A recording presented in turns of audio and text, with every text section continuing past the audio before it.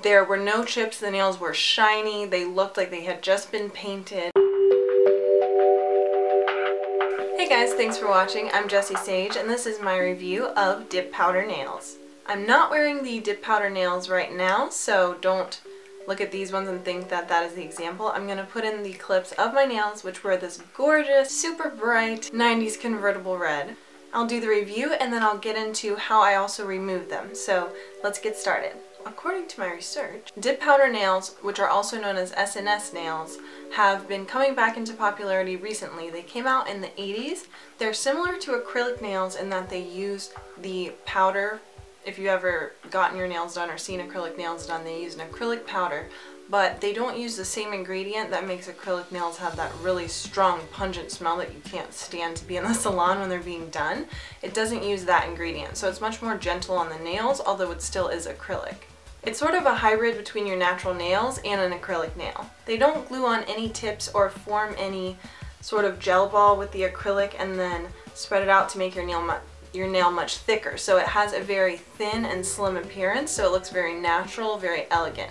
My sister Logan took me for my birthday to the salon to get them done, and I really wanted to film it, but it was just way too complicated and I didn't want the people in the nail salon to hate me for having to struggle with them while they're trying to hold my hands and do my nails. So I figured I'd just tell you guys about my experience and you can try it for yourself if you want. For me, like I said, I like doing my own nails. It's kind of just like a therapeutic thing that I've developed, and I like changing them a couple times a week. So for me, I don't like to have acrylic nails on all the time, but I definitely would have them on like a couple different times a year. But I must say that for the time that I had them on, it was super nice that they were always done, always ready. I shot so many videos. I was in a movie. You can click right here to watch it. It was super cool because I played sort of like a bitchy receptionist, so the nails just fit in with it, so I didn't have to take them off, which was awesome. And I was a hand model for the website Craft Seeker, pouring beer, doing all these different things.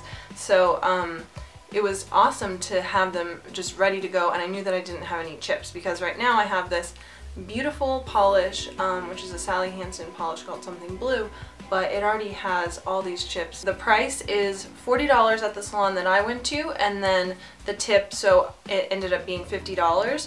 So it is much more costly than just getting your regular manicure, but usually when I get a manicure in the salon, it only lasts a few days. This isn't really a con, but it's just something I want to point out, is that some places advertise this as some sort of natural nail treatment or something like that, and it's really not. It's been around since the 80s. It's definitely acrylic, which is pretty much the same ingredient as in super glue, so it's not really natural. It's not like your nails are just bathing in some sort of avocado oil or something like that. So it definitely is better than the traditional acrylic nail because they're not using that ingredient that you can feel your lungs like crunching as the second you step into the salon, so that's awesome.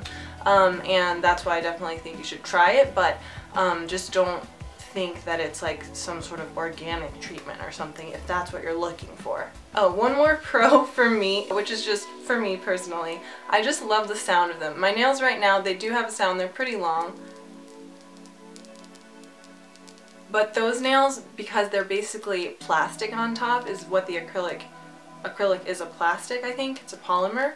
So they sound so good. They make me feel like I'm like a receptionist, like in Romeo and Michelle when she works at the Jaguar dealership. They have this like tap. So that is the first pro, is that it's made out of powder of the color that you want. So instead of looking at a row of all the different polishes, you look at these little swatches that are on these plastic nails.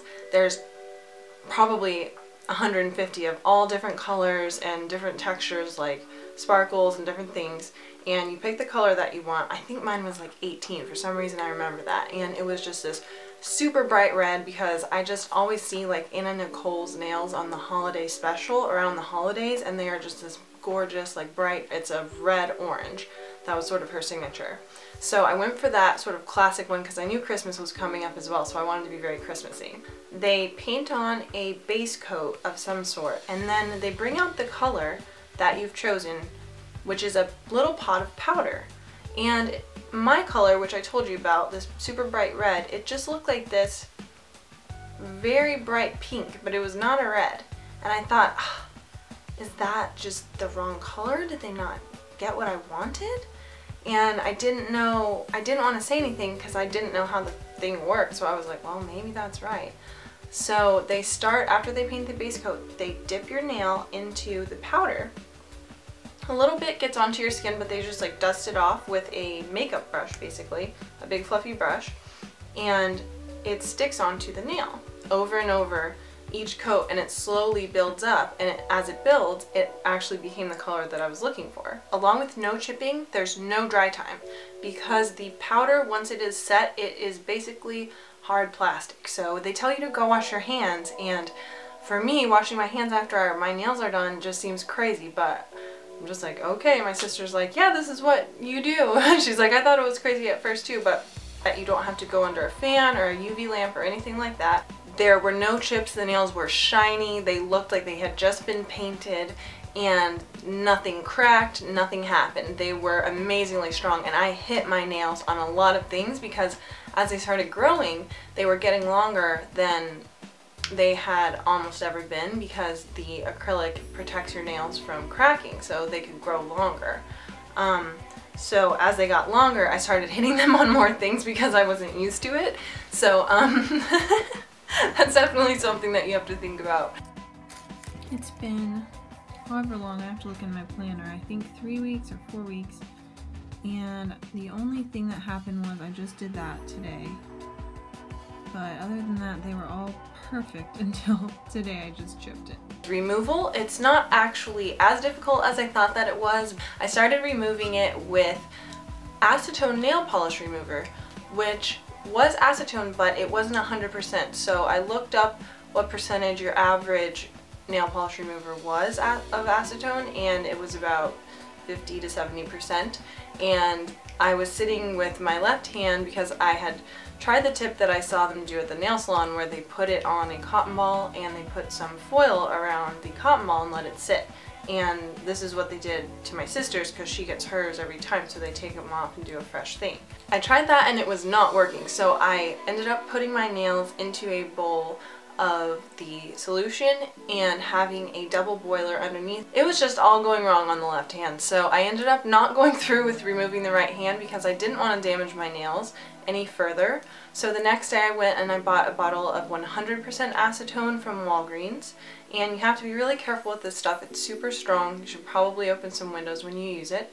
But I did the similar situation where I did a double boiler, although of course I did not boil it, but you have the warm water underneath in the ramekin, and then it's warming the acetone, which you're dipping your fingers in and wiggling them, because that helps sort of get it all throughout the fingernails. When I used the 100% acetone, it was perfectly fine, and I felt stupid.